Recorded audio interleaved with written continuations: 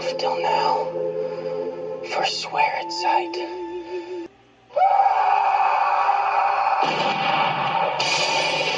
In fair Verona, where we lay our scene, two households, both alike in dignity. Throw your mistempered weapons to the ground! From forth the fatal loins of these two foes, where civil blood makes civil hands unclean, a pair of star-crossed lovers take their life. Who is it that you love? Gentle Romeo, if thou dost love, pronounce faithfully. My heart's dear love is set on the fair daughter of rich Capulet. Romeo! Thou art a villain! Stand strong! Stand strong! Romeo, so Tibbles! Romeo, Buckland!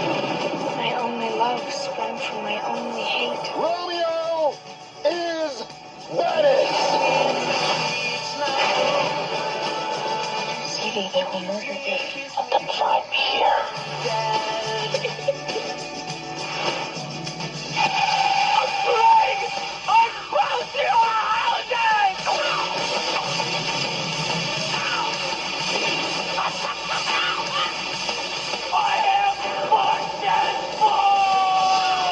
Leonardo DiCaprio, Claire Danes, in William Shakespeare's Romeo and Juliet. Good night. Good night.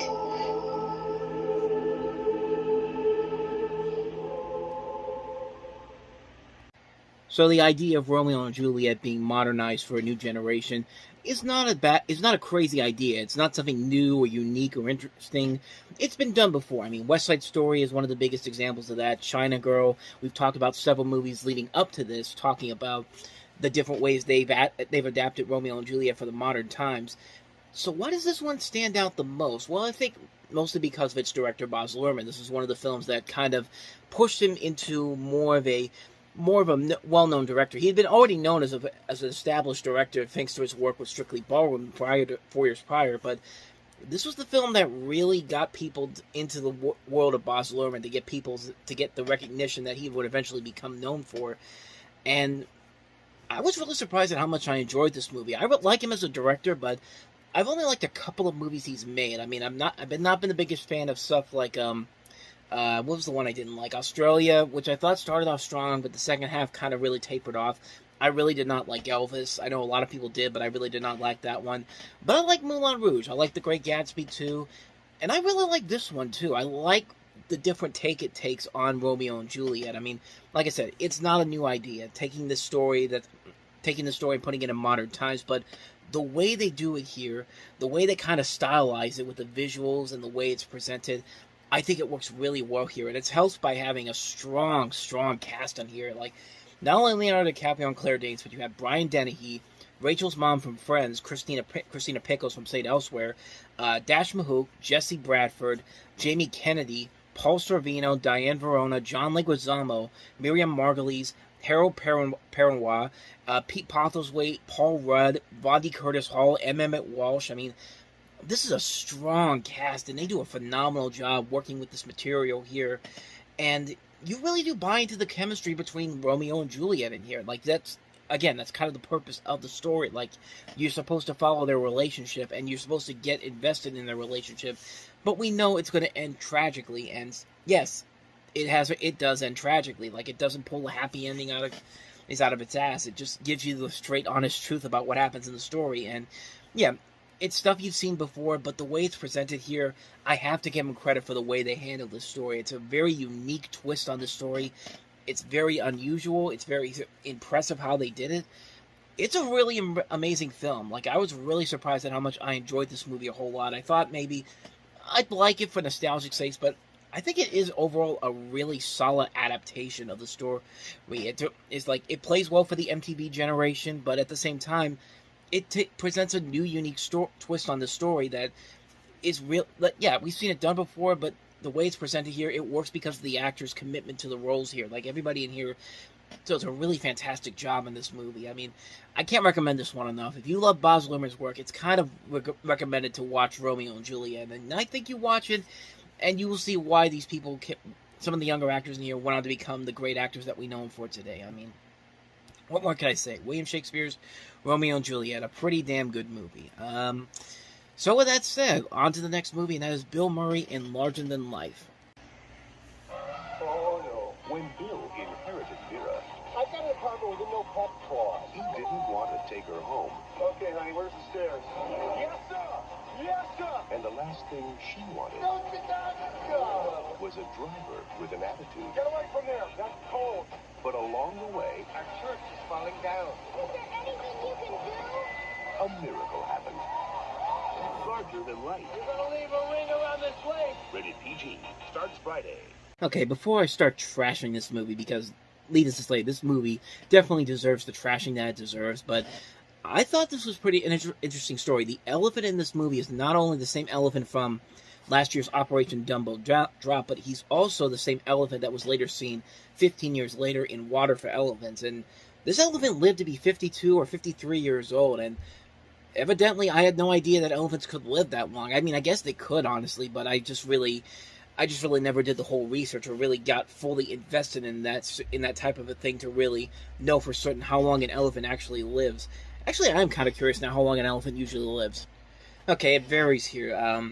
It says the African bush elephant and the African forest elephant live the longest, between 60 and 70 years, while Asian elephants can be up to 48 years old. And I think this is an Asian elephant too, so it lived a couple of years after how it usually would last after the time it would usually be around for. But I thought that was a pretty interesting thing to talk about, because the rest of the movie is not very good. I mean, this is probably the worst thing Bill Murray has ever attached himself to, and he attached himself to some pretty bad movies around this time period. I mean, wait till we get to The Man Who Knew Too Little the following year, but man, this just doesn't work very well here, and I think it's because Bill Murray's not really putting his all into it, honestly. And can you blame him? This is not a very good script whatsoever. It's basically the equivalent of Turner and Hooch, except that Hooch is now an elephant instead of a dog, and Turner is no longer Tom Hanks, it's Bill Murray. I mean, it's pretty much that same kind of concept here, and the jokes just aren't funny. They aren't sticking. They're not really clever. You can see which ones are coming a mile away. Oh, this thing's too big, it's going to destroy stuff, and it does. Yeah, bottom line, this is just not a very good movie. It's just a film that you can see coming a mile away. You can predict all the jokes that they're going to do. It's nothing clever, it's nothing intriguing, it's nothing exciting. It's just a waste of time, and Bill Murray deserves a lot better than this. But then again, like I said, he was picking some really bad movies at the time, so, yeah, not much more to say about that one. That's Larger Than Life. So let's go ahead and take a look at our next movie, and that is Greg Kinnear in Dear God. There was a horrible fire at the San Diego Youth Center. I had to pull a couple of kids out with my bare hands. They're fine, but now how am I supposed to catch a cab to the Fern Center? Help him, Papa. I insist. Oh, yeah. It's like 30 miles. Oh, sure. Oh, In the city of Los Angeles, it was business as usual. oh God, sister. Give me your address. I swear I'll send you a check. And no one took advantage of it, Does anybody buy your BS? like Tom Turner. Big Pop, the priest. It's the toys for the orphans. How much money did you spend? I don't know exactly. My salary. God bless you. God bless you. I got the skills to pay the bills. LAPD, Merry Christmas, pal. Now he's about to be sentenced. You, sir, have 1 week to find a job, a real job. 9 to 5, 5 days a week for a year. 9 to 5, Your Honor, that seems a bit excessive. To the job from hell. This is your new home. Dead letter office. All these letters are undeliverable, unreturnable. With co-workers Don't nod at me on your first day. I gotta get to know you. from another planet. The eagle has landed! Did you really bite a dog? Just in the knee. This is addressed to Mr. God. Superman, Elvis, the Easter Bunny, and God. And a mission. Dear God, we still don't have running water or hallway lights. And what began as a request What do you say, Tom? Are you in? All right, we do one. became a mission that was nothing less than miraculous. All right. Our lesson of getting to God. My little girl will be 9 next week, and all she wants is to ride a horse. Crowds are beginning to gather, hoping for some sign of a miracle in their lives. I feel my life is meaningless to everyone. Mayday, mayday. Paramount Pictures presents It's on the ground. Oh, I got you. Regular people are doing miracles, and you started it. You know, when you care, you're kind of rewarded for doing it. Dear gone. Postal workers could use a better image. Yeah, everybody thinks I'm gonna lose it and take people out with an AK-47. Crazy, huh? God delivers. So this is, of course, Greg Kinnear, still pretty early in his film career after the many years he had done it with Talk Soup and then later, and then he was trying to build his own film career after this. Like, he started off with movies like Sabrina, and this is probably one of his earlier films after Sabrina came out. And I gotta say, man, this movie is another one of those comedies that I think gets unfairly criticized for not being all that good. In fact, I've seen reviews compared to that terrible comedy Mixed Nuts with Steve Martin, Rita Wilson, and Adam Sandler, and I can tell you right now, this movie is nowhere near as bad as Mixed Nuts. Far from it. Its heart is in the right place, and it does have a very good premise to it. You've got a con man basically deciding to answer letters, is addressed to God, and you know what? They don't go over preachy on it. They treat it as a simple comedy. This could have easily been one of those movies like A Collateral Beauty, or 7 Pounds, or Miracle from Heaven, or Heaven is for Real. These uber preachy movies that are so Lifetime movie of the week that your gag reflex can't handle the wholesome goodness that they are trying to force on you. But this movie doesn't do that. It has a really good cast. I like Greg Kinnear a lot in this. You got Tim Conway in here, Larry Miller, Hector Elizondo, John Cena, Roscoe Lee Brown. They have a lot of great comedic timing they bring to the film. I think a lot of the jokes really work here. Director Gary Marshall does a good job on this as well. He brings his own comedic directing style to this film that works over the course of the film. It's probably close to the last good Gary Marshall movie I've seen before his death in 2016. And I'm not a fan of stuff like The Princess Diaries or Runaway Bride or hell, pretty much anything after 2004 for that matter. But Dear God is the last one I can remember that I like that Marshall directed. It is funny. It's got a good heart to it. It's got a good cast. And I say it's a decent little watch. It's got a lot of flaws to it, but it's still a very good movie. I'd highly recommend people go check it out because it's a lot better than I think people give it credit for. So that's Dear God. Let's go ahead and take a look at our next movie, and that is Bad Moon. A house on the edge of the woods. Out here it's safe and peaceful.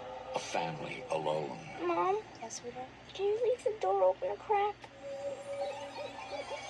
A favorite uncle who needed their help.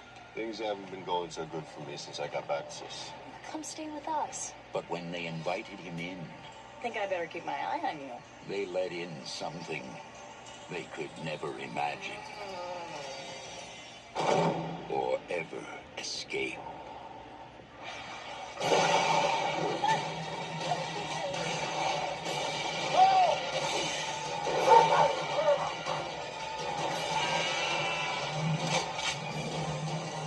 What happened to you?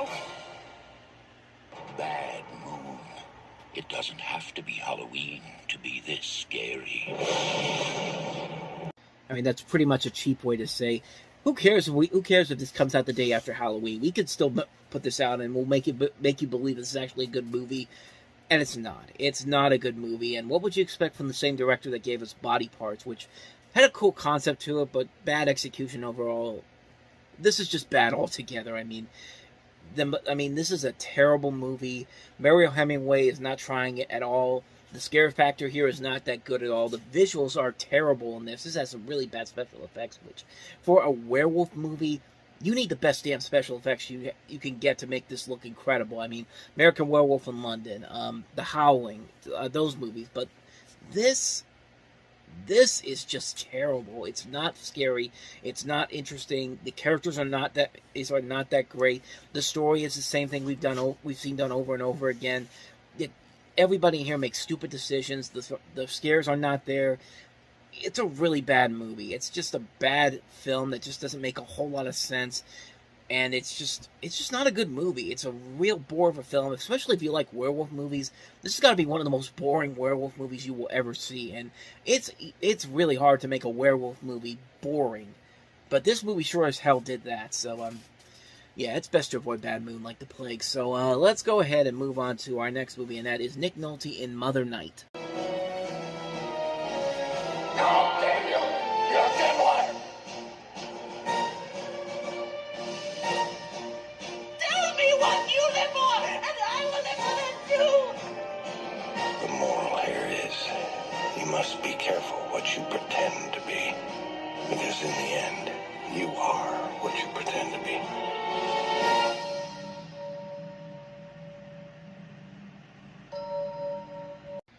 So this is based off of a Kurt Vonnegut novel of the same name. You've got Nick Nolte playing an American who's moved his family to Germany after World War I and goes on to become a successful German-language playwright. But as World War II looms, he meets a man who claims to be from the United States Department of War. He's recruited to spy for the U.S., transmitting Nazi propaganda containing hidden messages that can only be decoded by Allied intelligence. And after the war, he relocates to New York City, where he attempts to live in obscurity since the U.S. government keeps his true wartime role a closely guarded secret.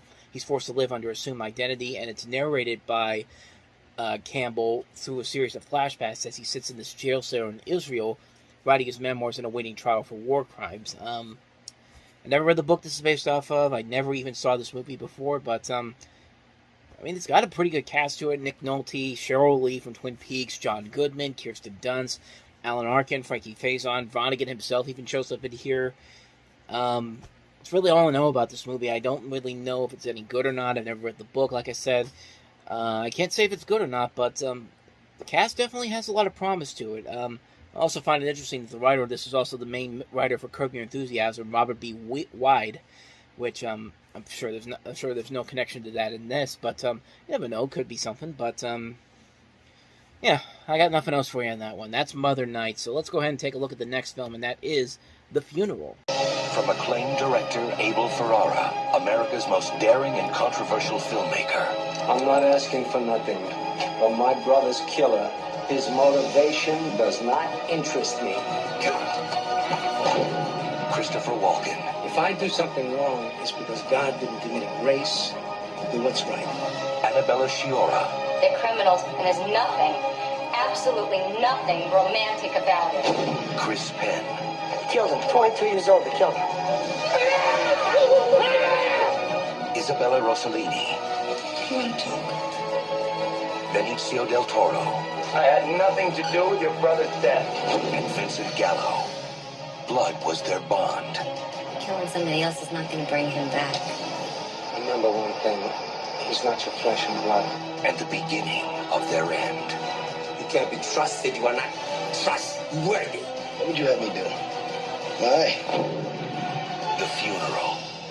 Another movie by Abel Ferrara, the director of Bad Lieutenant.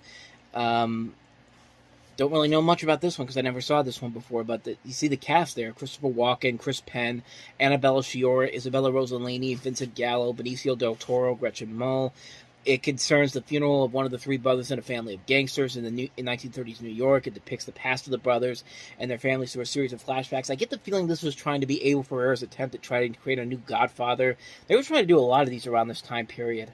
One of the more notable ones was Mario Puzo's The Last Dawn, which was a TV miniseries that aired on CBS, I think, around the same time period. But I don't know. It could be that, or it could not be that whatsoever. But I've never seen this movie, so I don't really know if it's any good or not. But the cast is pretty good enough. I mean, Abel Ferrara's a good director too, so there's a good chance that there might be something here. But as far as I know, there's nothing that I know about it right now because I haven't seen it. So. That's The Funeral. So let's go ahead and take a look at the last movie we have here, and that is Unhook the Stars. Motherhood. Mildred Hawks has earned some time to herself.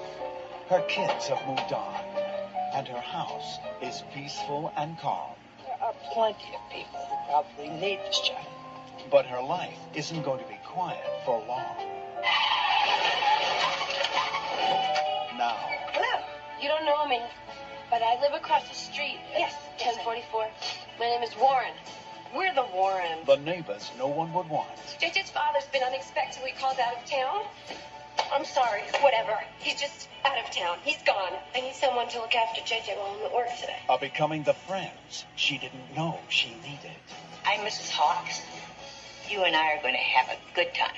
Remember to ride on the sidewalk. When you get to a street, just get off your bike and walk it across. I know. I don't know if this was such a good idea. Pick a Valium. And this friendship Got us a babysitter on Saturday. is going to take her places You and me, sister, are going out. she never thought she would go. Guys, this is Mildred. This is my best friend. She's like a second mother to my JJ. Another one I haven't seen before, but again, another movie that shows a lot of promise just from this cast alone. I mean, you got Jenna Rollins playing this woman who ends up befriending this woman played by Marissa Tomei, a single mother from across the street. She ends up being the babysitter of her son, played by Jake Lloyd, and a couple weeks prior to his the role that kind of jumped him into superstardom with Jingle All the Way. Was not really superstardom, but it got him. That movie Jingle All the Way did play a huge part of him getting the big movie that made him a superstar almost with The Phantom Menace. But we'll get to that point when we get there. But throughout the film, Monica and JJ inadvertently teach Mildred valuable life lessons about herself and her relationship with others. And like I said, I don't really know too much about this movie. It's directed by Nick Cassavetes, and of course, Jenna Rollins is his mother. It's actually the first movie Nick Cassavetes ever did. Like this was before John Q. This was before The Notebook. This was the first movie he ever directed, and it looks like it's a decent directorial effort. But other than that, though, I don't really know too much about this one to really say if it's any good or not. It's got some promise to it, but let's unhook the stars. I came from fairly humble beginnings from upstate New York. I'd never even been on an airplane before. In 1971, I threw everything I owned into a charter service. In a world where great risks can bring extraordinary rewards. We've grown 37 countries worldwide. The most important thing to me these days, family. Mine, yours. Tom Mullen has succeeded. So, Sean, next month he's doing the underwear billboard in Times Square. Ow! Beyond his wildest dreams. I am your son. Give me $2 million, or you'll never see him again. Sean! Your only priority is getting your boy back. As the some sign that he's alive. Is he indoors? Is he outdoors? What's that? How many kidnappings have you worked before? 10. Got back 7. What went wrong? If I were a betting man, I would bet on the people who pay. Did you bet on the ones where you got back a corpse? Hello? They had him right where they wanted. Yeah, he hung up. You don't know where he is. You don't know if he is. You're the FBI and you don't know why. Get him! Until he did. Is our son dead? Don't ever think that. What they never expected. Been on your TV, Channel 5. Keep watching. Tom, you're on. The whole world now knows my son was kidnapped. Sean, if you're watching, we love you. This is what waits for the man who took him. This is your ransom. But this is as close as you'll ever get to it. Instead, I'm offering this money as a reward on your head. Take it back. No. Tell him that you were wrong. You think I don't want him back? You think I wouldn't do absolutely everything to get him back? Sean? I want to listen. Mel Gibson. If I don't get my son back, I ain't gonna dedicate my life to tracking you down. We have an eye on him. White veil, armed with a handgun. Rene Russo. Who got shot? Gary Sinise. Delroy Lindo. Everybody, hold your fire! You still have a chance to do the right thing. If you don't, let God be with you, because nobody else on this earth will be. I want to talk. You kill him! You kill yourself! Hello! Give me back my son!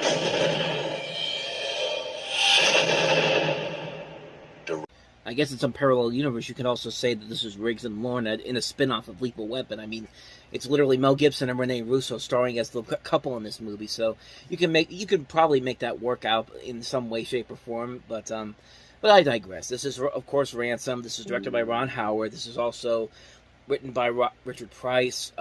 It stars Mel Gibson and Rene Russo. It's based off of a remake of a film from the 1950s called Ransom, which starred Glenn Ford, Donna Reed, and Leslie Nielsen, and was actually based on an original story from a show called The United States Steel Hour called Fearful Decision.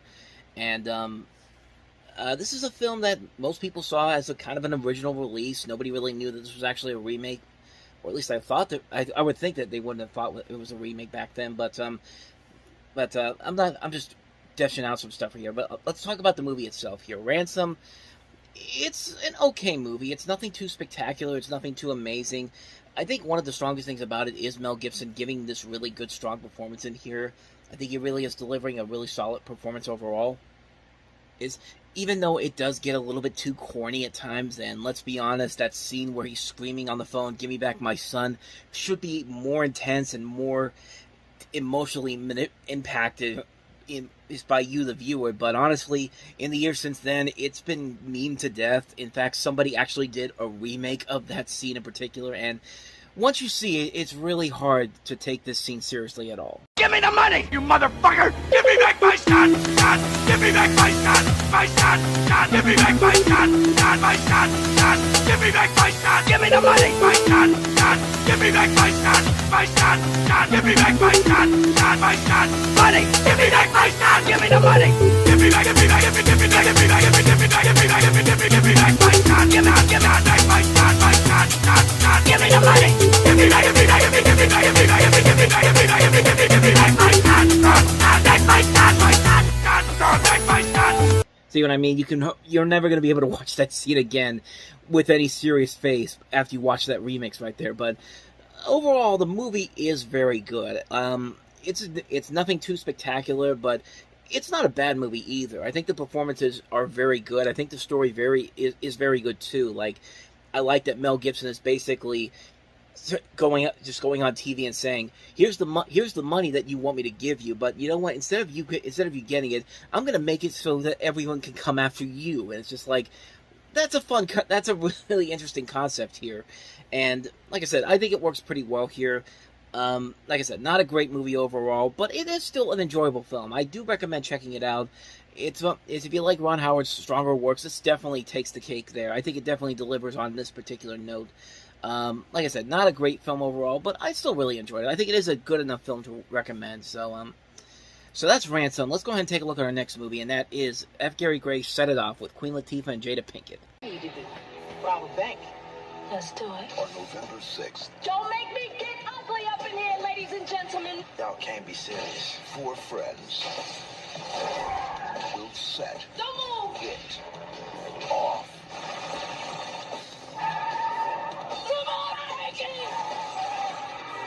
Set it off. Are we gonna get away with this? Yes. Rated R. Starts Wednesday, November 6th. Also in the cast, but they're not listed in that credit reel you saw there, Vivica A. Fox, and this is actually the feature film debut for Kimberly Elise, who we've seen in a number of movies. And you basically follow 4 friends who decide to execute a bank robbery, and it's a pretty intense movie. It's actually a much better movie than I think a lot of people give it credit for.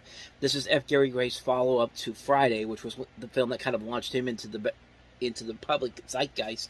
And this is a really good film. These performances by Pinkett, Latifah, Vivica Fox, and Kim Elise, they all work really well here. And John C. McGinley is also in here, as well as Blair Underwood. There is a lot of really good performances all throughout the movie, and the intensity of this movie is surprisingly strong. It's a really good movie that keeps you on the edge of your seat. Are these people going to be able to pull this off, or are they not? And you really do get invested in what's going on here. And the chemistry between all 4 of them works very well here. I think this does a very good job taking a story that we've seen done over and over again and gives it a unique spin that really is very different and unusual compared to what we're used to seeing. It's a really good movie. I don't think a lot of people really remember it as that great of a film, but I highly recommend checking it out. If you want to see some of the best works by F. Gary Gray, this definitely is one of his stronger works, and it's a good follow-up to his movie Friday. I can't recommend this movie enough. Set It Off is a really damn good movie. So, we talked about some good stuff here. Let's go ahead and talk about a terrible movie, and that is, of course, Hulk Hogan in Santa with Muscles.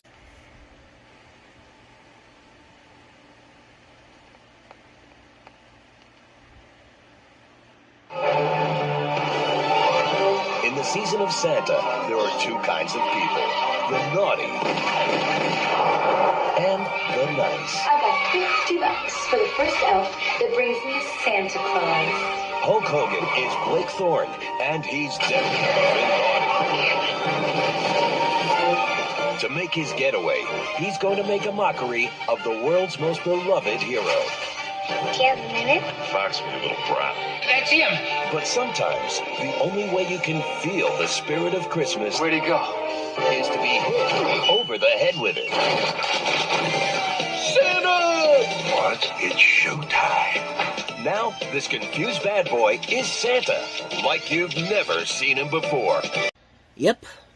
Somebody really thought that this would work in theaters. It was released for 2 weeks, which I highly doubt that was seriously what they were intending to go with. I think they have a good idea that this was going to play during the holiday season, but sadly it did not. It only lasted 2 weeks. It didn't even last as long as Jingle All the Way came out, which came out 2 weeks later, and it was already gone by this point. And Jingle All the Way is the much more fun film, but this... Yeah, this is about as bad as it gets. I mean, does this really look like something that needs to be put on a big screen? I don't think so, and do I even really need to say what's really bad about it? I mean, you see it right there. You know it's a bad movie right from the get-go. I mean, it's a dumb concept. The trailer alone, I think, pretty much tells you how bad it is, just from the fact that it has a narrator you're used to seeing on direct-to-video movies. I mean, like, they're not going to get somebody like Don LaFontaine or Percy Rodriguez or some of the great movie trailer announcers to try to sell you this movie. No.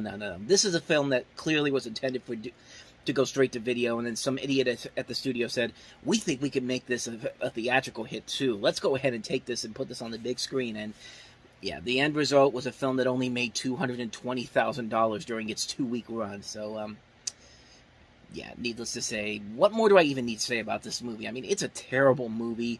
It's not funny. It's not clever. It's not even enjoyable. It's not even a so bad it's good type of movie. It's a bad movie. It's a bad movie that I'm almost about to throw up in my mouth a little bit. But, like I said, it's a bad movie overall. Like, really, do I even need to say any more about this? Yeah, it's a terrible movie. So let's go ahead and go to the last movie here. We'll try to end this on a more positive note, and I think we will with The Secret Agent. Kent. Will you help me? Jim Broadbent. Only one of them was killed. How do you know? Bits and pieces only added up to one body. Gerard Depardieu. Let's get out of here. In a city of spies, everyone's suspect. Isn't there somewhere you can hide me? No one is innocent. You're just as responsible as I am. And only one man holds the secret that can protect her. We are saved. From The Secret Agent.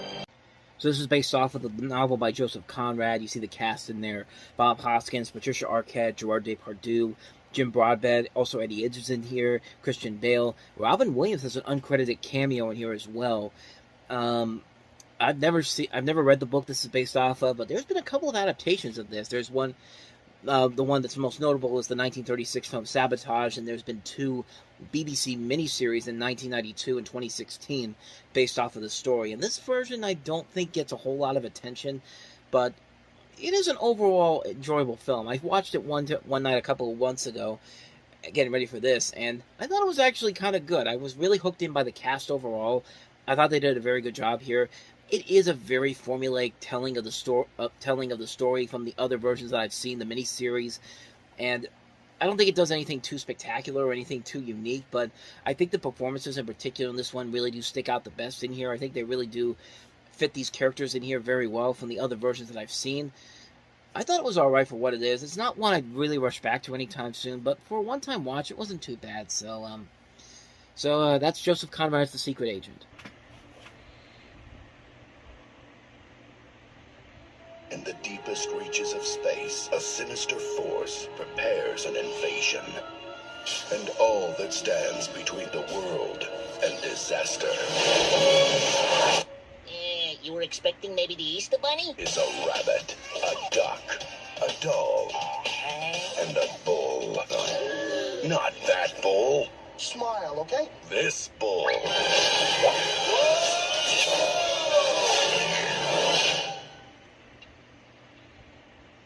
kind of camera is that? What's going on here? I thought you'd never ask. Don't move a muscle. You see, these aliens come from outer space. They want to make us slaves, so we challenge them to a basketball game. You heard of the Dream Team? Well, we're the Mean Team.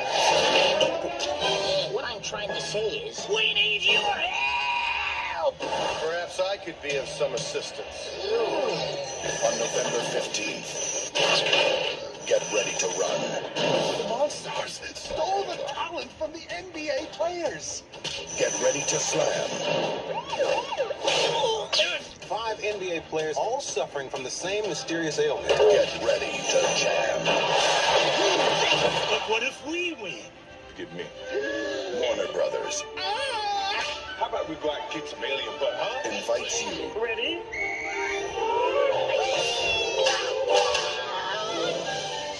to enter a world beyond any you've ever imagined. Hey, what the... Nice butt. Michael Jordan, Bugs Bunny, and the best of the NBA. Doc, yes. You go to the hole and dominate. We own defense. Oh, yeah. Whoa. I don't play defense.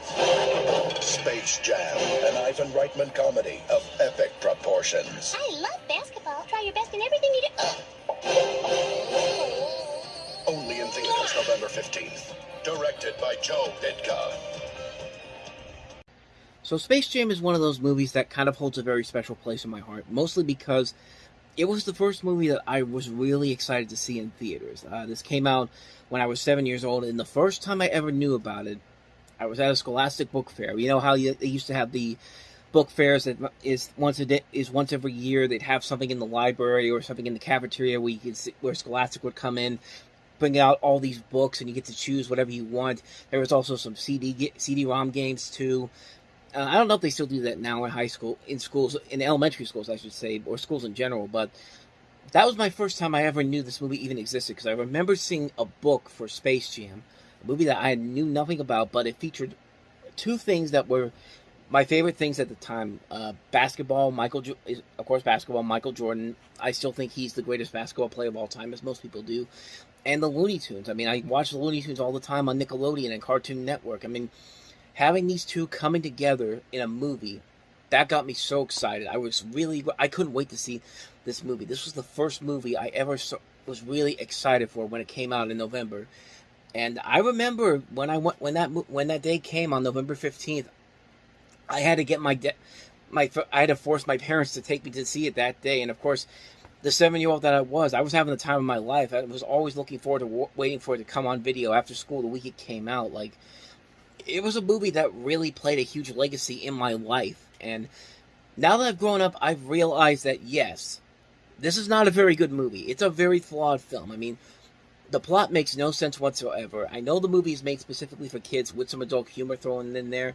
And these are based on commercials, which I didn't know until well after I saw the movie for the first time. But you still got to come up with a better script than this. I mean, they got to have a thought in the back of their mind to try to write a tolerable script. I mean, you could tell why many of the Warner Brothers veterans that saw this movie were really upset with the portrayal of these characters like Chuck Jones.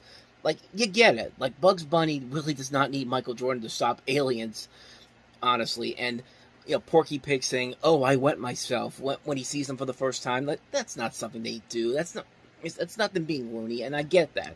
I understand that. And not only that, the new characters they add to the story are not really all that fun. Like, mostly Lola Bunny. I mean, this is a character that that back then did not fit in with what you'd expect from a Looney Tunes character. There's nothing about her that makes her loony in any sense of the word. She's basically the bombshell of the movie, and right there is the problem. I mean, I shouldn't be looking at a Looney Tunes character and thinking, "Wow, she's sexy," but not only that, she just wasn't written well. She was written like a 1990s female character. Like, she had to say these words to be like this strong female character, and like, "Don't call me doll." It's just like that's supposed to make you a character, and it's just like, no, not really. I mean, for a while, that was what she is. I mean, that was basically what she was ended up becoming, and it got so bad that when Joe Dante did Looney Tunes Back in Action a couple years later, he didn't even bother to put her in there because he knew it was a terrible idea. Which I like now. I like nowadays that Lola Bunny has been finally given that loony edge that she should have had before with the Looney Tunes show. Kristen Wiig, I think, did a very good job on that show, and they even brought back Kath Soucie, who does the voice of Lola in these newer Looney Tunes shorts they've been doing recently, and she's been really good.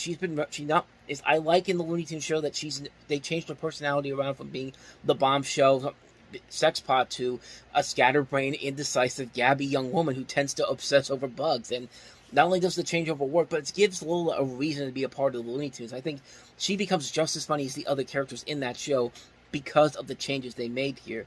And I know recently in Space Jam: A New Legacy, they tried to do a mix of both, but it didn't really work out all that well, despite the fact that I thought Zendaya in The New Legacy was actually not that bad. It was just like, they didn't really give her a whole lot to do in there, honestly. They couldn't figure out what direction to go with her in that film. But with all that against the movie, why is this still one of my favorite movies? Well, for one thing, the animation is incredible. For Warner Brothers at the time, this was a pretty impressive attempt to try to compete with Disney, and at that point, they had the animation market locked up at that point, and Space Jam basically allowed WB to try to come up with some competition, but to a terrible failure, as all their movies ended up bombing at the box office. Not because of the movies themselves, actually most of the movies themselves, the only exception being, of course, The Iron Giant, which eventually went on to find its following many years later. Granted, there are animation sequences in this that are pretty lame. The whole stadium at the end is basically just the same 10 characters all over the stadium in the background, and most of them are like chopped up at the same time. Like they take pieces from each of the characters and puts them on like, for example, you'll have the Penguin character who is in the old Bugs Bunny shorts. Like he'll just have his head will be chopped off and it'll be put on like a gorilla or something. It's like stuff like that. It's just like they really did not try in the background here. And if you watch this movie on 4K, it looks even worse nowadays. Like, I don't understand why they didn't just do a meshing of like a real NBA crowd, and a Looney Tunes crowd. I think that would have been something that worked a whole lot better, and that's something they kind of did with Space Jam: A New Legacy, sort of. And so that was that's some of the many problems in there. Plus, when you know somebody's only doing a movie to take a paycheck, you could definitely see it in their performances. They just don't care what they're doing as long as they're getting the money. Like Shaquille O'Neal did it not only once but twice with Kazam. We already talked about that one, and Steel, which is still coming up. But this is Michael Jordan's only lone acting performance on film, and that's in this movie. And I gotta say, he is very much into the role. He's playing along with this idea that he has to spend the entire film with characters that aren't even there while he's making it. And the worst part is that Jordan never took on another film role after this one. But then again, that was probably for the best. Imagine them forcing a basketball star to take on an acting career while headlining a basketball career as well. And I think you know what I'm going here, LeBron James. But I digress. Space Jam: A New Legacy I thought was pretty good. But like I said before, this movie had a lasting effect on my life. It's a film it was the first movie that I was really excited to see. And like I said, I forced my parents to take me on opening day to see the movie. I even had to tell them I'll learn something from this, which I didn't really learn anything from it. I just wanted to see the movie. I think they understood it too. I mean, yeah, like I said, I can understand the movie has a ton of flaws to it, and a ton of flaws. But at the same time, I still love the movie, and it still has that personal impact in my life. Funny enough, I actually know not one, but two people who worked on this movie. Corey Coleman, of course, from Spill.com and DoubleToasted.com. I've talked to him in the past when he did Spill.com, and he does the shadow on Tweety's Iron Lung near the climax. But not only that, there's a guy that works at Half Pipes Books, where I usually go to, that I do in the movie stop episodes. He actually worked on Space Jam. I remember that because I had a copy of Space Jam that I was going to purchase, and he told me that he actually worked on the film, and it was just like, I mean, it's very interesting for me that I know not one but two people that actually worked on this movie. And, you know, even Corey Coleman himself has basically said that he worked on some of the animation for it, and admits that the movie, it was only made just for a cash grab, and that he worked on the film. Yes, it's a heavily flawed movie, but I still enjoy the hell out of it. It's one of those movies that did inspire me in a number of ways, because it made me tell myself, yeah, there's movies that a lot of people are going to tell you aren't that great, but you found something to enjoy about it, and that's all that should matter to you. I mean, this is probably one of my big guilty pleasure movies, man. I mean, it's not a good movie per se, but I can at least acknowledge that, hey, I still had a very good time with it. And I really like Space Jam: A New Legacy, too. I know a lot of people didn't like that movie, too, but I actually thought that movie did a little bit better than this movie did, sort of. But that's why I still have that movie in my heart. I mean, I've done videos where I've shown that I've got a massive Space Jam collection that still continues to go to this day. Which, if you want to see that, go ahead and take a look at the link at the corner here. But yeah, like I said, Space Jam is not a very good movie, but it's still a very fun movie. It's a movie that holds a special place in my heart. And it's one that I will still continue to love many years later because of what the memories I've had of it almost 30 years after it came out. So, yeah, that movie had a lasting impact on my life. So yeah, that's Space Jam. What the hell was that? Space Jam. That's Space Jam. Oh, and I should also mention, before I finish, the soundtrack. I can't forget about the soundtrack. The soundtrack is really incredible. I mean, it's kind of like The Bodyguard. The soundtrack, I think, has the lasting power more than the movie does, in some ways. Because The Bodyguard is a movie that's not that great, but the soundtrack is amazing. And there's still, I think more people remember the soundtrack more than they do the movie. Like Space Jam, that soundtrack is one of the greatest soundtracks ever. I mean, it just has so many songs on there that you can still listen to after all these years, most of them are pretty damn good songs, and it's still known as one of the top-selling soundtracks of all time. So that really shows you the longevity that Space Jam has had after all these years. And yeah, like I said, it holds a special place in my heart. So that is Space Jam. So let's go ahead and take a look at one of the other big new releases this weekend, Barbra Streisand's latest film, The Mirror Has Two Faces. Are we on for Saturday night? Sure. The rules of modern romance. Dating. It's like going on an endless job interview. Let him call you. Who's on the phone? Be quiet. I'm sorry. No, not you, not you. Always look your best. Oh, that must look like I was attacked by wolves. Avoid family encounters. Shall I bring anything? Something for your mother? A wooden stake and a crucifix. And take your time. Would telling you now that I'd like sex tonight be enough of a warning? The Mirror Has Two Faces. Rated PG-13. Opens everywhere Friday. This is the last movie that Barbra Streisand actually directed after The Prince of Tides, 4 years prior to this. Actually, 5 years prior to this. But stars her and Jeff Bridges. Jeff Bridges is this middle-aged professor who enters this platonic relationship with this colleague played by Barbra Streisand. Pierce Brosnan's also in here. George Segal, Mimi Rogers, Brenda Vaccaro, Lauren Bacall. It's written by Richard LaGravenese. And it's an overall decent film. It's nothing incredible. I don't think it's the best work that Streisand has ever done as a director, but it does have its heart in the right place. It is a fun little romantic comedy. It has a lot of good moments in there between Bridges and Streisand. I think their chemistry works very well here. It doesn't do anything unique or incredible to make it kind of stand out on its own. It is an enjoyable film overall. I really had a good time with it when I saw it the first time. It's not one I'd watch over and over again, but I'm glad I saw it for a one-time watch. I really wish I had some more to say about it, but there's really nothing too clever about, much more to deliver in it. I mean, it's a basic love story, but a nicely done love story. It's a good story between Streisand and Bridges. I think they do very well with each other. It's an overall enjoyable film. I really enjoyed it.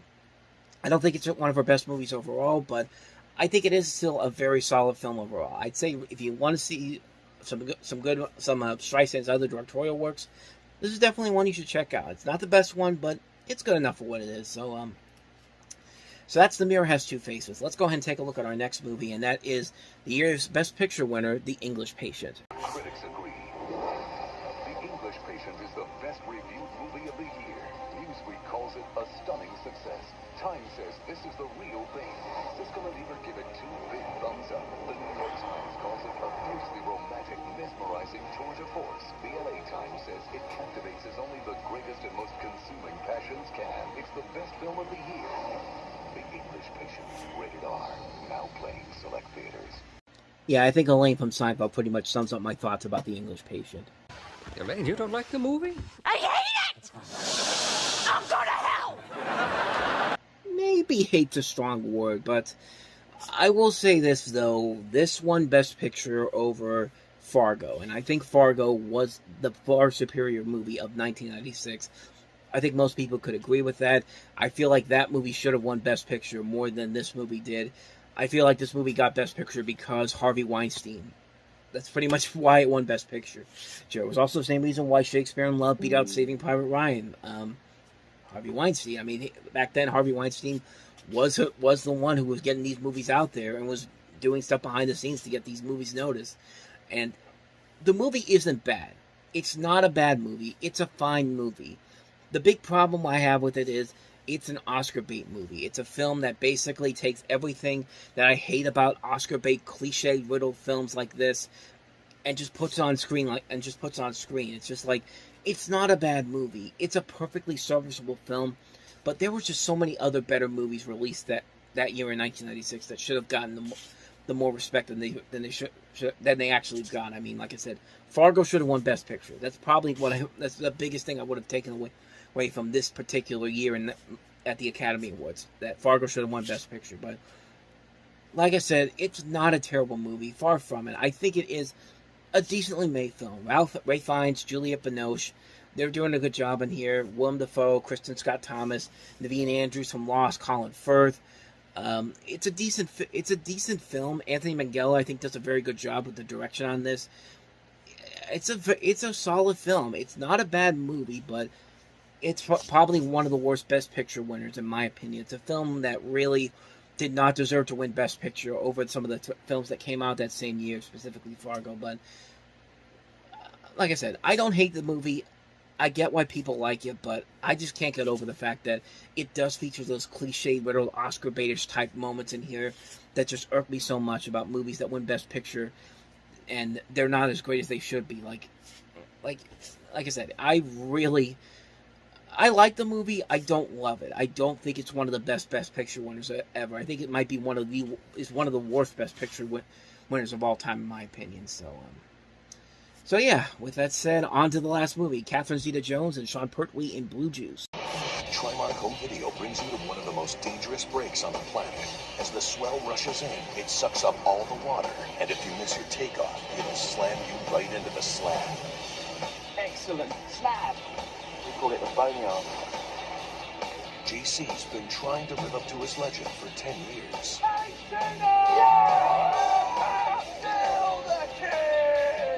Chloe wants something more. He's afraid of growing old. Yes. Oh, the snake number 3! Ring the bell. Oh no, no need. Who the hell are they? They're mates from London. Chloe, I grew up with them. You never grew up. What's happening? Storm to pick up. Nothing for a big wave rider like you. Oh, there's a storm coming. Might turn the boneyard off. JC's the only understand it. That's why he's a legend. Now, when he's asked to do the unthinkable, I surfing the boneyard. Sold the story to a paper. What, you want me to risk my life so you can only sell a few quid? Yeah? Yeah. I was there, JC, when you told your friends you wouldn't surf the boneyard.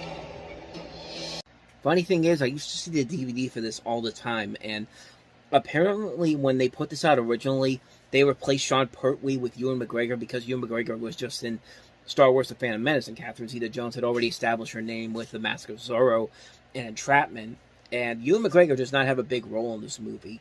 It's Sean Pertwee who has the bigger role in here, so when they re-released the movie, they actually replaced it again, where Pertwee was on the cover more than Ewan McGregor is, and this is, like I said, it's a DVD cover I used to see all the time. I never saw the movie until later on. Basically, it's pretty much every single story you've seen like this done over and over again. I mean, we've seen the story done so many times.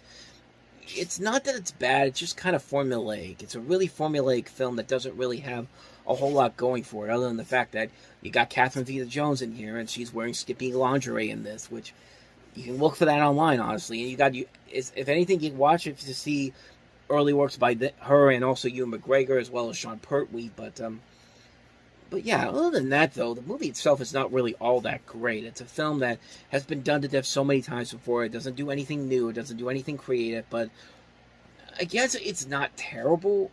I've seen much worse like this, but like it just doesn't really stand out, honestly. It's a film that just doesn't really have a whole lot there to make it stand out on its own. I think that's its biggest flaw, honestly. So,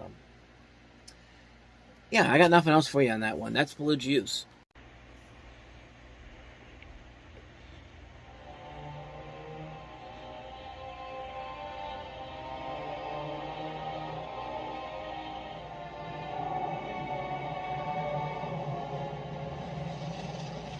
Imagine a race of beings possessed of one mind, driven by one will, intent on one purpose: to seize our past and control our future. Set a course for Earth. Maximum warp.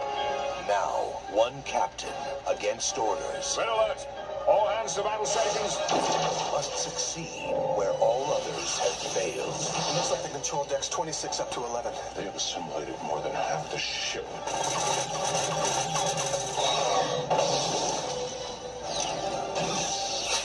Surrender yourself or we will destroy your ship. The line must be drawn here. On November 22nd, resistance is futile. Star Trek: First Contact. Of course, Star Trek First Contact is actually the second movie starring the Next Generation team, but this is the first film where they are solely the stars of it, because, of course, Generations was a combination of both the original crew and the Next Generation team. Although, if we're being honest here, it was mostly just 3 people from the original series, and then basically Picard and the Next Generation, because he was the only one that was really teaming up with the people from the original series. But I digress. I mean, it wasn't a bad movie, but it definitely wasn't what they advertised. And unlike that movie, First Contact is actually considered one of the best Star Trek movies, and it's easily considered the best of the Next Generation movies because, really, did you see what follows after that? But I'm not really going to disagree with him on that. This movie is really incredible. I mean, much like what Wrath of Khan was to the original crew, First Contact fixes a lot of the big flaws that were in Generations and goes for a more epic and grandiose action film. I mean, the main plot basically is kind of similar to what they did with The Voyage Home, mostly with the time travel aspect, which, again, they make it seem like they've never been able to do this before, but they've done it so many times in the past. It's like, does the people in the Federation have amnesia or Alzheimer's or something like that? It doesn't really make a whole lot of sense, but other than that, though, there really aren't that many flaws with the movie. I think everything about it really does work as well as it should have. The cast works their magic once again. They bring in new characters played by James Cromwell and Alfie Woodard. They're great in this movie. Alice Krige playing the Borg Queen is a great Star Trek villain. The design looks incredible. She's given this really threatening and menacing performance. And the visuals still hold up after all these years. Like, a lot of the stuff in this movie still holds up after all these years.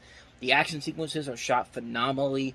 There's a great action sequence towards the end of the movie that takes place all over the Enterprise. That's one of the best shot action sequences. That's one of the best action sequences they've done in these movies. I mean, it's that good. And the script overall is very well done. It does a good job of continuing the story from the best of both worlds, which is arguably the best Next Generation episode.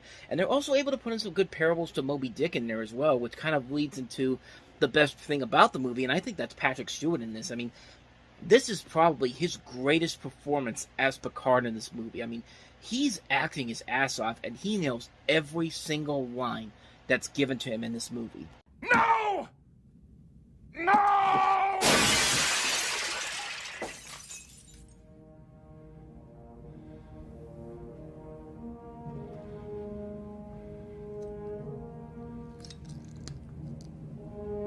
I will not sacrifice the Enterprise. We've made too many compromises already. Too many retreats. They invade our space, and we fall back. They assimilate entire worlds, and we fall back. Not again. The line must be drawn here. A line that's so good that South Park can use that line in their Fingerbang episode and nobody would even notice. No! No! And yet it kind of works. But, like I said, it's Patrick Stewart giving maybe his best performance as Picard ever. And this is a guy that still plays him to this very day on the Picard series, which is still pretty good. But nothing, I think, will ever top this performance here. It's a great performance. It's the heart of the movie. It's as good as a Star Trek movie as you can get. It's the Wrath of Khan for the Next Generation team. It creates a great story. Taking from an episode that's been done in the past, it has a great performances all around, action sequences that still hold up after all these years, a really good script, fantastic music. This is one of the definitive Star Trek movies to watch. It's a must-watch in this series of films. I can't recommend it enough. So, with that said, let's go ahead and take a look at our next movie, and that is Arnold Schwarzenegger in the holiday comedy Jingle All the Way.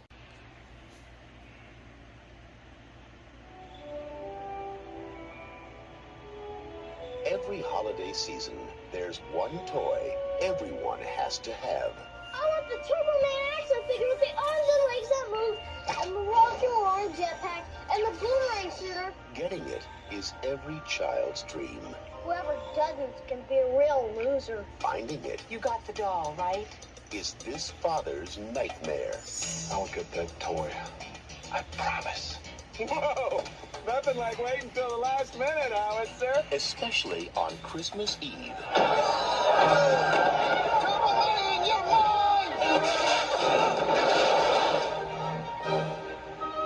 They're all gone. These two are looking for a Turbo Man. Where's your Christmas spirit? The last one just left. Now, it's two fathers. This is war. One mission. Oh, poor baby. And every man for himself. I'm thinking maybe, we could join up as a team. Like Starsky and Hutch. Well, late delivery of Turbo Man. The toy works. Let's go. Is there a problem, officer? You can never do too much to make a child's Christmas magical. Hey, buddy.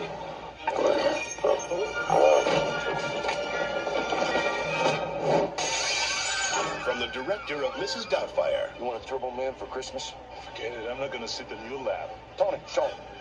Dad was taken this morning. And from the director of The Flintstones. Don't open that up. No. Of course, there's some assembly required. You know what you guys are? Nothing but a bunch of sleazy con men in red suits. Arnold Schwarzenegger. Sinbad. I work for the post office and I'm unstable. Tell him. This man is totally insane. Thank you. Christmas comes but once a year.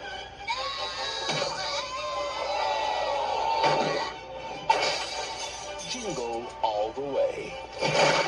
You picked the wrong day.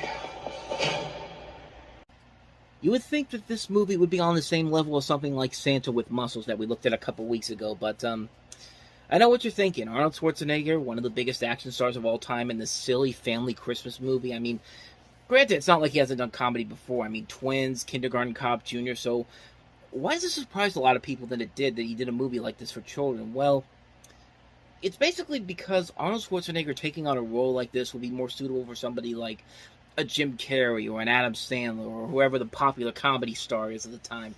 But Arnold Schwarzenegger, it just seems like an odd choice for him to take on a role like this. But, then again, it could have been a whole lot worse. He could have done something that he did to Sylvester Stallone with Stopping My Mom Will Shoot, or he could have done the Tooth Fairy, which he was going to do before Dwayne Johnson eventually did it. It was actually written for him in the 90s, and he decided not to do that, but he decided to do this movie. And, Jingle All the Way, I think, just by that trailer alone, I think they're more than aware of how silly and stupid this is, and it just goes all out with how insane they can get with it.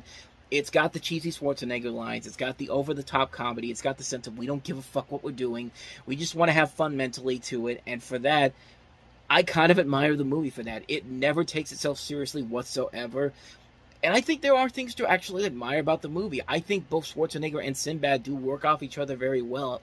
You also got Phil Hartman playing the great asshole character we've come to know and love him for, the roles he's been in. Some of the jokes actually do work here, and the concept about getting a Christmas gift at the last minute is a good concept, and it's a good satirical concept when you also consider this came out in 1996. What else came out in 1996? Tickle Me Elmo, the Tickle Me Elmo toy from Sesame Street. And if you were around back at the time, you knew how crazy popular that toy was.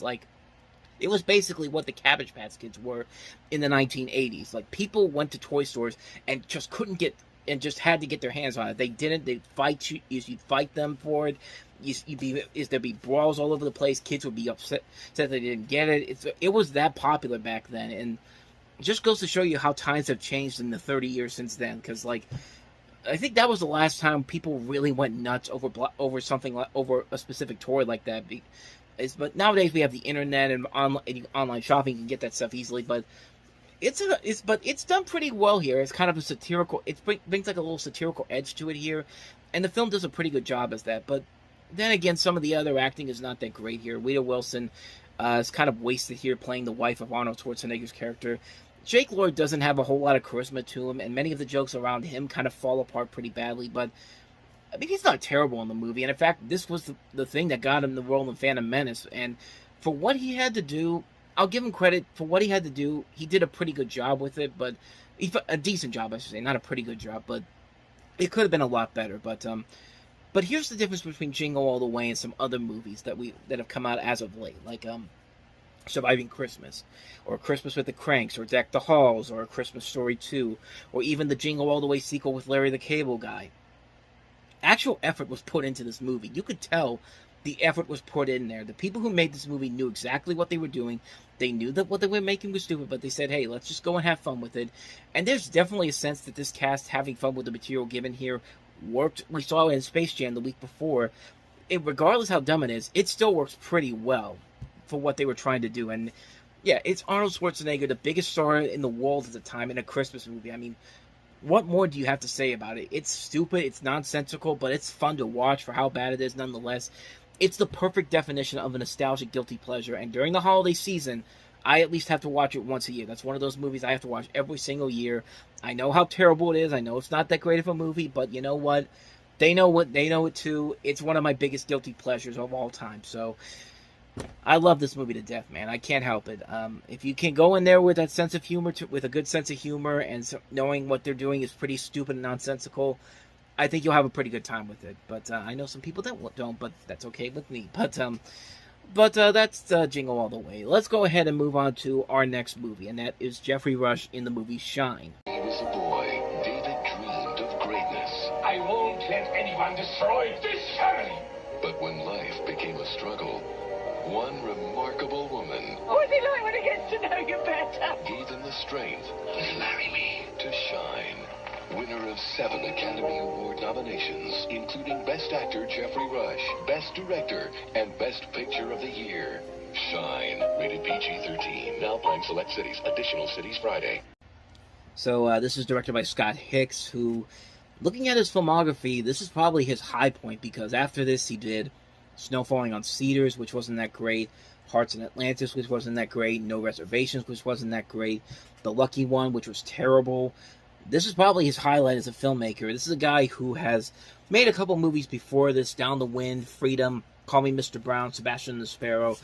But again, this is probably the one film that he'll be remembered most of all, unless he does something really incredible pretty soon. But the movie itself is a decent film. It's not a great film overall, but I think it works solely because of the performances. Jeffrey Rush playing the guy named David Helfgott. I'm reading the name off of here so I get it right. David Helfgott, who I think really does a good performance in here. It got him the Best Actor in 1996, which I think it was well deserved in this movie. But that's the really only good thing I remember from this movie coming out of it. I was just kind of like, it's kind of an Oscar-baitish film, but I think the performances are overall very good here. Not only is Rush very good, but you have Lynn Redgrave, Aaron Morrow-Stahl, Nora Taylor, John Gielgud. Just some really good cast in here, and a really solid group here to put this together. It's a decent film. It's not one I'd watch over and over again, but it's one that I was just kind of like, I'm glad I saw it. For a one-time watch, I think for Jeffrey Rush's performance alone, I think it is worth it. But other than that, though, there really isn't a whole lot else there I could recommend about this movie. It's fine for what it is, but it definitely isn't one of those must-see movies that came out of that year. I don't think it really was one of the best pictures that came out in 1996, at least in my opinion. But that's Shine. Let's go ahead and take a look at our last movie here, and that is Emilio Estevez starring in and directing The War at Home.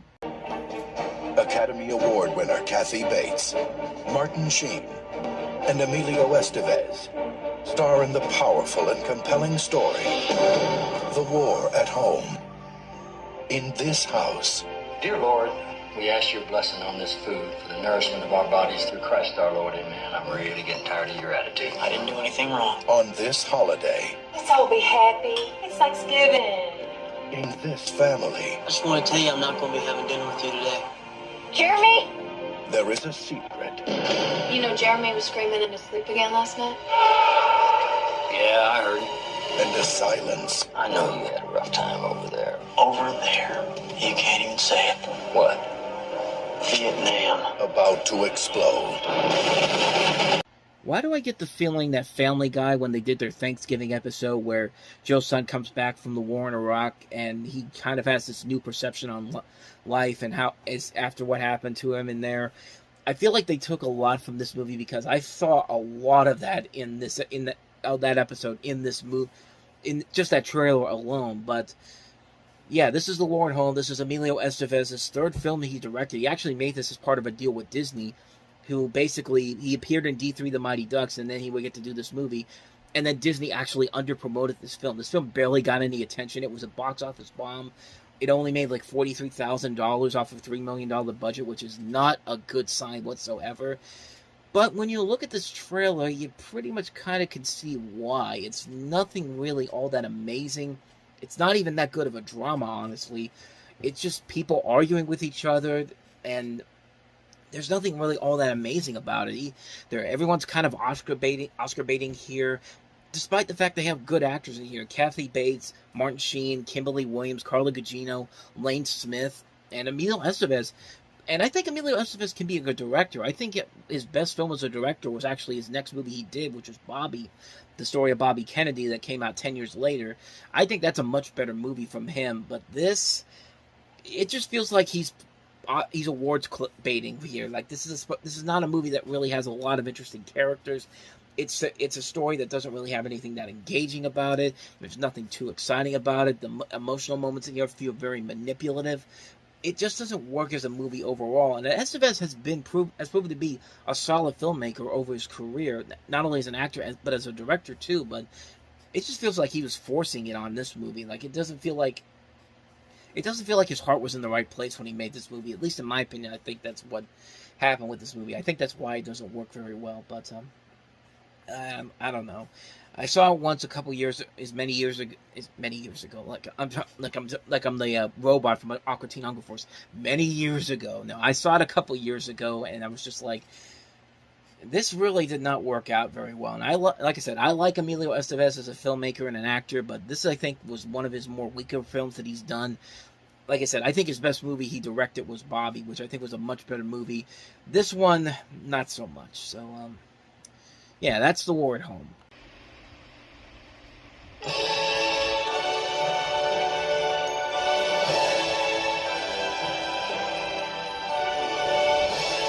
I pronounce the baby man and wife.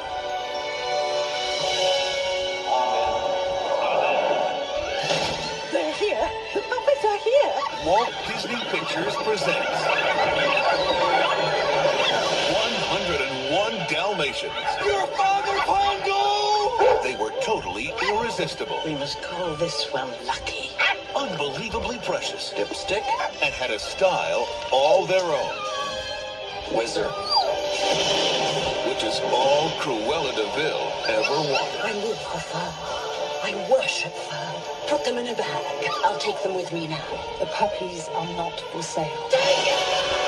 This Thanksgiving. Just wait. I'll get even. Oh, my goodness. It's all out, Lassie. We're progressing. Oh, the battle is on. That's those puppies! Walt Disney Pictures presents Oi! Get out of my truck! 101 ways to bring in the holidays. Glenn Close. Leaving that. Extend length. 101 Dalmatians.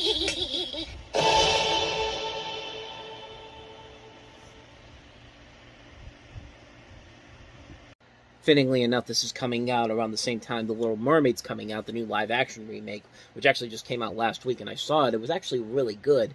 And but you still have those people. You still have those people that still complain about Disney's live-action remakes now.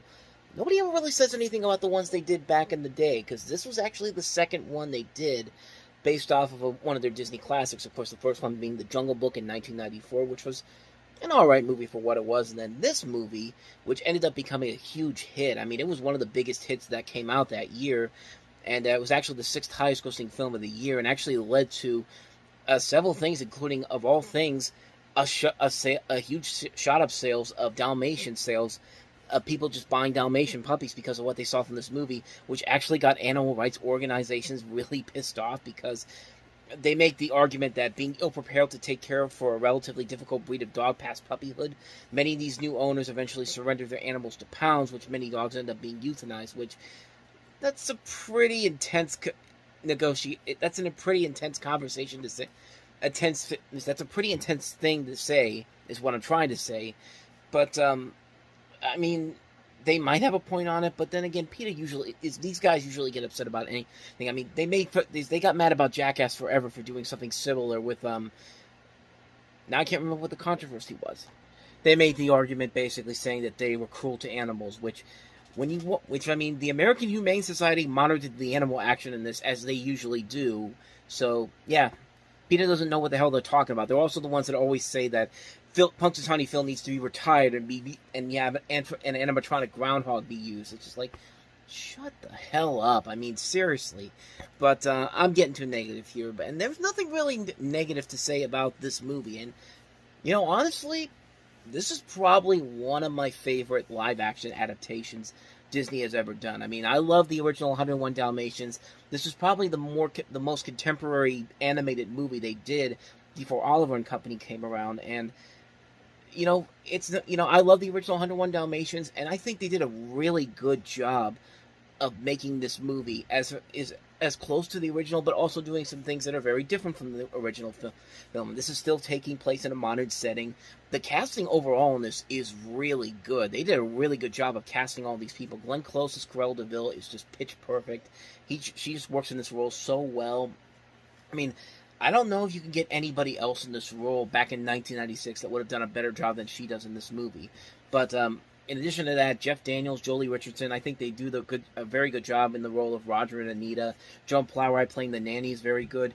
Jasper and Horace, such good casting. Hugh Laurie, of course, from Pre-House. Mark Williams, that's really, really phenomenal casting they did here. They did a really good job of getting people that look about as close to the original film as you can get. And I like the direction they took with it. They didn't do what Disney movies nowadays do, live action remakes, I should say, and have the animals talking. It's everybody's in complete silence. You hear complete silence is maybe an understatement, but they don't talk is basically what I'm trying to say here. But you still hear them barking, and you still hear them making what normal dogs do, like noises that dogs usually do. And surprisingly, Frank Welker did some of these creature sounds for this movie, which I think is kind of interesting here, because you really would expect a whole lot to do with these dogs in here, but then you realize that they're actually used animatronic creations from Jim Henson's Creature Shop here, and I gotta say, they did a pretty good job of making you believe that they did a good job of not making you think of one thing or another. Like, every one of these dogs in this movie, they all kind of look the same. Like, I know they use some CGI, and I know they use some animatronics here, but they did a pretty good job of hiding it in here. If there are some complaints I would have about the movie per se, is that there are times, especially towards the end of the movie, where where those effects really start to show their date. Like, there's a part in the end where the dogs are escaping and they go down this little pipe that's from the top of the roof, and there's one scene where the dog is going down the pipe, and you see it inside the pipe going down the and then there's a part where the legs are up in the air, and it looks so cartoonish. Like, you would almost think that they took a CGI version of Pluto and just, instead of making him yellow, they just made him white and put the dark spots on them. It's that bad looking, and there's a couple of those in this, there's a couple of those CG effects that don't really work all that well here. And you can also make the argument that the third act is kind of very Home Alone-ish. Like, it kind of feels like something out of Home Alone, which makes sense because this is John Hughes that wrote this, and sadly, this is kind of what John Hughes was doing in the latter half of his career. Most of his movies were following the Home Alone formula.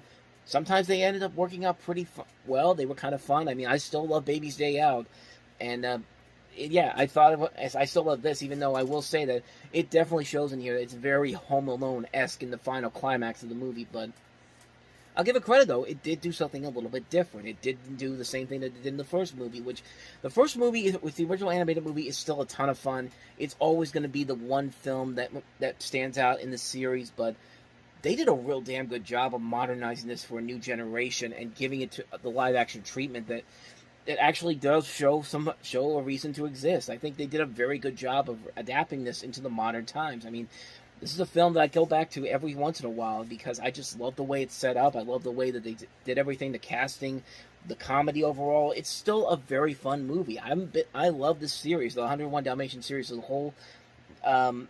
Most of the stuff they've done with this, I've actually kind of enjoyed, and this is probably my second favorite thing from the series besides the original movie. And I really love this movie. It's one of my favorite Disney live-action adaptations, and it's a pretty damn good movie. I highly recommend checking it out if you love the original 101 Dalmatians.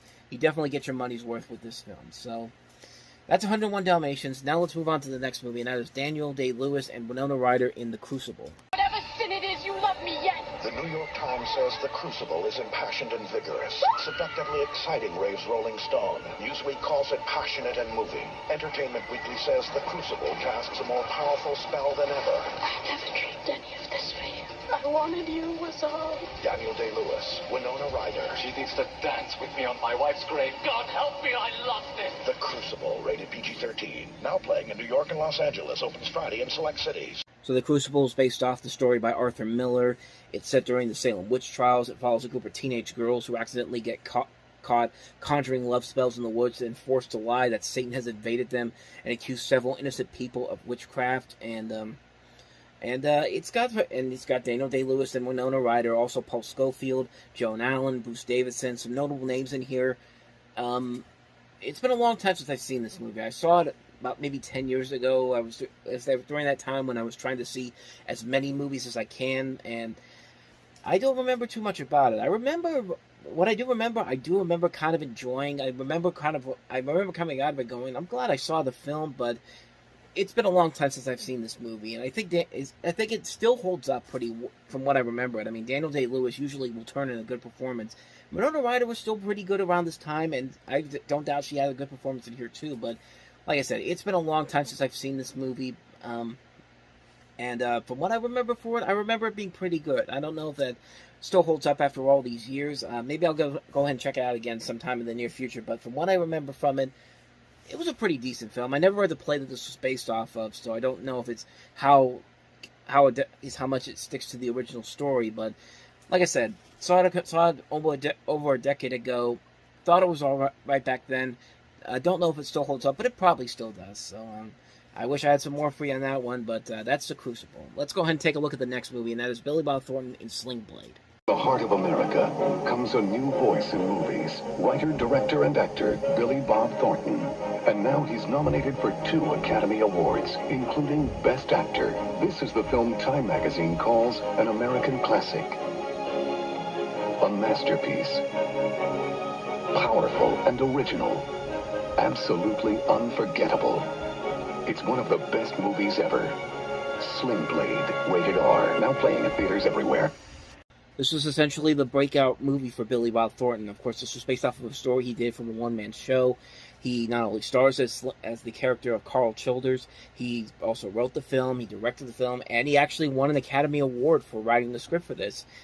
And you can start to see why here. I mean, this is a really damn good movie that really showcased why he's such a great actor. I say was, like he's dead or not, but he's still very much alive.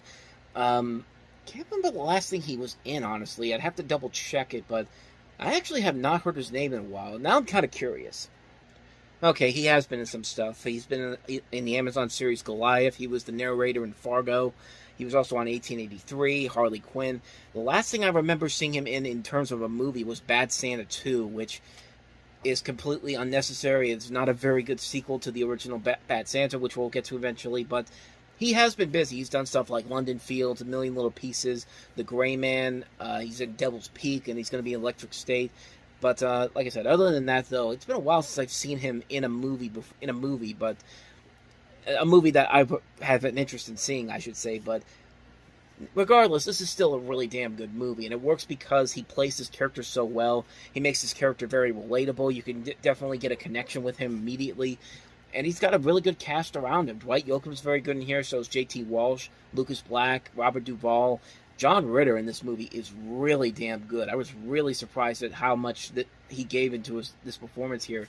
This is one of his last really good performances before his untimely death about 7 years later, but he really gives this very good, uncharacteristic performance from John Ritter. Like, you don't expect a performance like this from him, but he really does give it his all here. He's probably my second favorite thing about this movie is his performance in this, but the movie is Billy Bob Thornton's baby, and you can definitely see why that is. He really puts his all into it. It's just such an amazing film. I don't think I have to say much more about this movie. If you have not seen Sling Blade, you are doing yourself a major, major disservice. I highly recommend checking it out if you haven't. So, with that said, on to the last movie, and that is Zero Kelvin.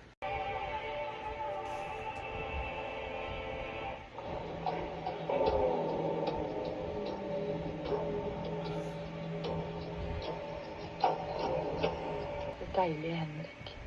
Jeg ville at du skulle få med deg dette brevet som et minne. Slik at du tenker på meg, slik som jeg kommer til å tenke på deg. Tilgi meg at jeg var så avvisende da du foreslo forlovelsen. Men vår kjærlighet skal være fri, og da behøves ingen forlovelse. Du forstår sikkert. Jeg elsker deg for din mykhet og sjelfullhet.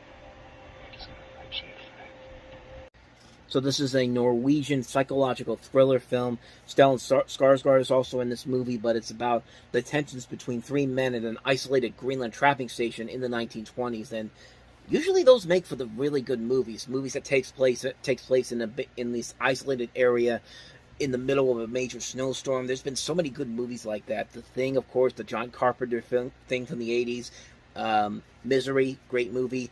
Dead of Winter, which is a very underrated movie with Mary Steenburgen and Roddy McDowall from 1987. Phenomenal movie. If you have not seen that movie, definitely check that one out. I kind of want to get a physical Toy Boat. I kind of want to get a physical copy of that at some point. I think it is available on Blu-ray through Shout Factory, but I like those type of movies. Snowpiercer is probably another good example, even though that takes place more on a train in the middle of a snowstorm. Pretty much anything in the middle of a snowstorm in terms of thrillers, I will watch, because usually those are some really damn good movies. There have been some stinkers, but that's my favorite type of thriller movie that takes place in the middle of a major snowstorm. And this one looks like it could be a very interesting thriller. I mean, it has the pieces that I like to it. I don't really know too much about the film itself, so I can't really say if it's good or not, but these are the type of films I usually love, so I'm really definitely very curious to see if this actually turns out to be pretty good or not. So that is Zero Kelvin.